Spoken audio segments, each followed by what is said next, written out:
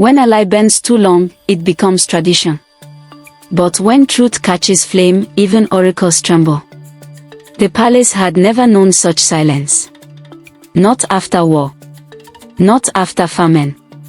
But now, in the wake of Adùnní's words, and the crumbling of faith in Òlálékan, even the sacred drum stilled, as if waiting for the next breath of fate.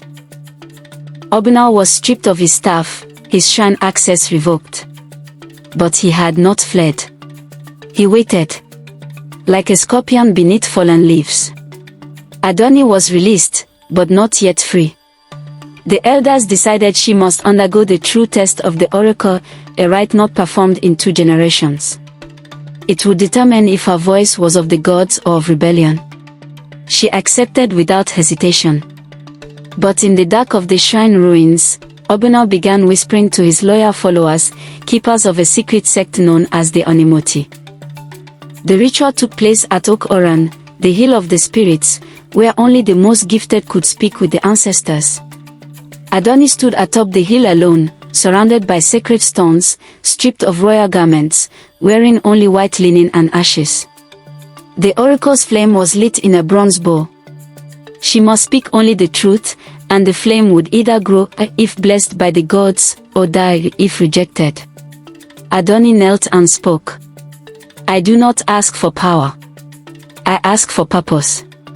Let truth speak louder than fear. She closed her eyes. The wind blew. The tree swayed. The flame trembled. And then rose higher. Blue at first. Then gold. Then crimson. The elders gasped. Even Oba, watching from afar, fell to his knees.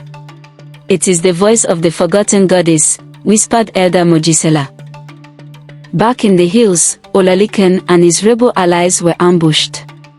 Not by soldiers. By spirits. Corrupted ones. They were once protectors of the oracle, but had been bound by Òlálékan's blood rituals to obey only fear. Òlálékan fought valiantly, wielding his carved staff, now glowing with ancestral runes. She is awakening the forgotten gods, a spirit hissed. You must find the tomb of Iyali Ija. Why? Òlálékan asked. Because the oracle was never meant to be one voice, it was meant to be many. And your bride is not the defiant one. She is the chosen one. On the night after the test, the flame in the oracle bowl vanished, a sign that the gods had departed from the temple. The shrine began to crack. Literally. The stone pillars split. Birds stopped nesting. Sacred water dried. Òlálékan, now exiled, declared it a curse brought by Adùnní. But the people knew. The gods had not left. They had simply followed her. In his private chamber, the Oba summoned Adùnní. When you were born, he began, your mother asked me to protect you from the shrine's darkness. You mean, you knew? Adùnní asked, voice trembling. I feared the truth. And in fear, I fed a monster. Then stop feeding it, she said. Burn it down. And for the first time in Idowe's history, the Oba ordered a royal decree. The oracle shrine is to be torn down and rebuilt, with truth at its foundation. But even as the people celebrated, the shadows were not done. Deep in the forest, a forbidden ceremony began. Òlálékan, clad in black robes of war, stood before a bone-colored idol of Iyali, goddess of vengeance and forgotten voices. Give me power not to rule, but to reclaim, he chanted. The idol bled black mist.